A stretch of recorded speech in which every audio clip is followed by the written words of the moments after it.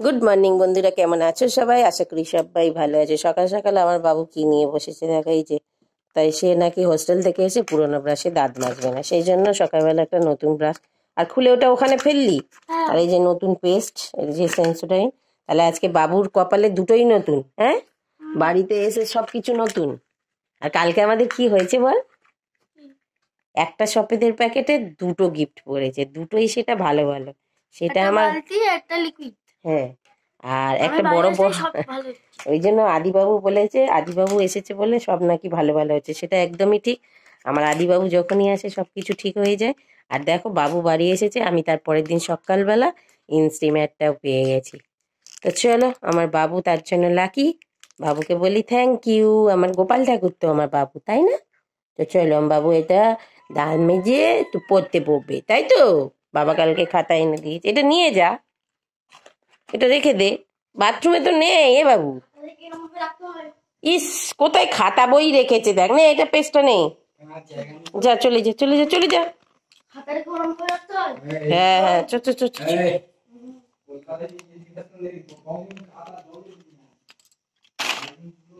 এগুলো এখানে ফেলে দিলাম।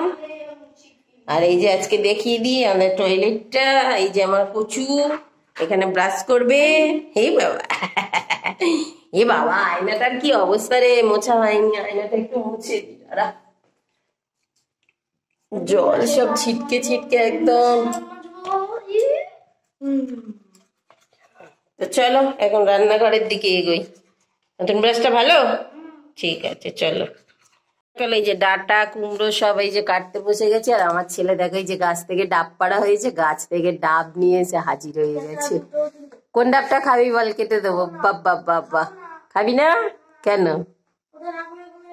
হবে তোমাকে বাদ দিয়ে, ও আইরে ছুটে আয়, পুজোর গন্ধ এসেছে।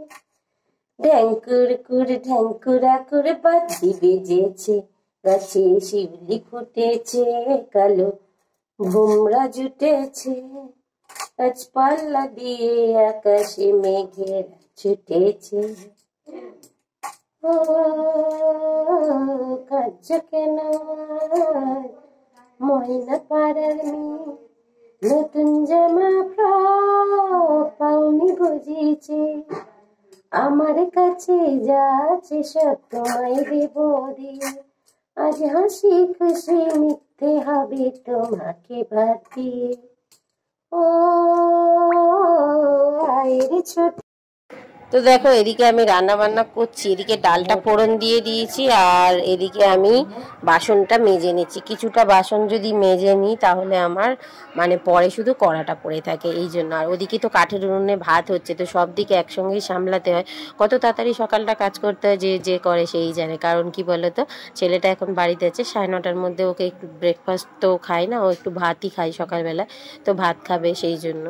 আর তাড়াতাড়ি করে আমি রান্না করছি। আর আমার ছেলে ডাল মুড়ো আর আলু ভাজা খেতে ভীষণই ভালোবাসে, তাই সকাল থেকে সে এখন বলছে যে আলু ভাজা ডালটা মা তাড়াতাড়ি করে দাও। তো এবার ডালটা হলেই তো হবে না, ওদিকে ভাতটাও তো দরকার আছে, আলু ভাজাটাও হয়ে গেছে, সে মাঝে মাঝে এসে তুলে তুলে খাচ্ছে। তো যাই হোক, বাচ্চার এই যে মানে ও চলে গেলে এটাই আমার হয় না, তাই রান্নাবান্না করার এনার্জি আমার একদমই থাকে না। কথা বলতে বলতে দেখো ডাল মুড়োটা নামিয়ে নিয়েছি। ডাল মুড়োটা কিন্তু খুব সুন্দর হয়েছে, আজকে বিয়েবাড়ির মতন পুরো হয়েছিল ডাল মুড়োটা। তো যাই হোক, আলু পোস্ত আর ডাল মুড়ো হলে আমার ছেলের আর কথাই হয় না। এটা একটু মাছের ডিমের বড়া ছিল, এটা একটু কুমড়ো আর সজনে ডাঁটা দিয়ে তরকারি, এটা নিরামিষ ডাল, আর এটা হচ্ছে মাছের ঝোল, আর এটা হচ্ছে মাছের মাথা দিয়ে ডাল মুড়ো।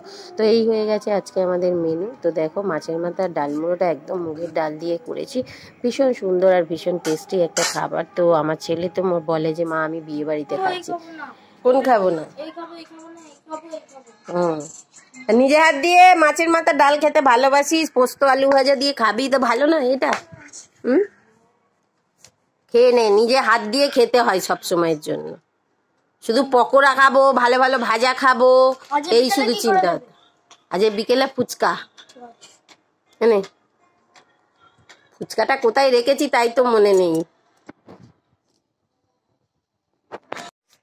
বন্ধুরা, ছেলে খেয়ে দিয়ে চলে গেছে খেলতে, আর আমি যাচ্ছি, এই যে কিছু কাজ আছে, একটু দুর্গাপুরের দিকে যাব, মানে স্টেশন রোডে বাজার যেখানে, সেখানে যাব। তো ছেলে খেলে আস্তে আস্তে আমি দুর্গাপুর থেকে চলে আসবো। কিছু ছাতা, জুতো, ছেলের আবার খাতা তো এই সবগুলো করে আমি এক্ষুনি ব্যাক করবো। তো বন্ধুরা, দুর্গাপুর থেকে বাড়ি এলাম, তো কত কিছু কিনে এনেছি, চলো ব্যাক ক্যামেরাতে দেখিয়ে দিই। এখানে এই ব্লগটা শেষ করবো। ছেলে এখনো খেলে আসেনি, এখন বাজে 11:15। এবার আমিও স্নান টান করে নেবো। তো চলো দেখিয়ে দিই। এখানে দেখো এই যে সবজি কিনেছি, এখানে এই যে ছেলের জুতো সারাতে গেছিলাম, এখানে ঠাকুরের একটা ধুতি কিনেছি, ছাতার এই বাঁধটা সারালাম, টুকিটাকি অনেক কাজ ছিল, চলে এসেছি। চলো এখন রাখি, এবার স্নান করে নিই। তো সকালে তাড়াহুড়োতে আমি তেমন করে থালাটা সাজাতে পারি না। সকালবেলা ব্রেকফাস্টে যাই হোক ভাত ডাল নিয়ে খাইয়ে দিয়েছিলাম, আর দুপুরবেলা দেখো এরকম করে আমি একটা থালা সাজিয়ে নিয়েছিলাম। আলু পোস্ত আর ডাঁটা আলু কুমড়ো দিয়ে একটা তরকারি। আর ডাঁটাগুলো কিন্তু বলে নিই আমার গাছেরই ডাঁটা, আর কুমড়োটা কিন্তু আমার বান্ধবী পাঠিয়েছিল, তো বান্ধবীর গাছের ডাঁটা এই কুমড়ো। আর এদিকে দেখো মাছের ঝোল হয়ে গেছে ঝিঙে আলু আর ডাঁটা দিয়ে। তো এটাই আজকের আমাদের মেনু। তো মেনুটা কেমন হয়েছে অবশ্যই বলো, থালা সাজানোটাও কেমন হয়েছে বলো। তো চলো, আর তারপরে দেখো তরমুজ খেতে খেতে আজকের ব্লগটা এখানেই শেষ করব খাওয়া দাওয়ার পরে। তো চলো, ব্লগটা কেমন লাগলো কমেন্ট করতে কিন্তু ভুলো না। ভালো লাগলে কিন্তু পাশে থেকে একটা লাইক কমেন্ট শেয়ার করে দেবে। আর তোমাদের ভালোবাসায় অনেকটা এগিয়ে গেছি, আর একটু ভালোবাসার দরকার। তো চলো বন্ধুরা, টাটা।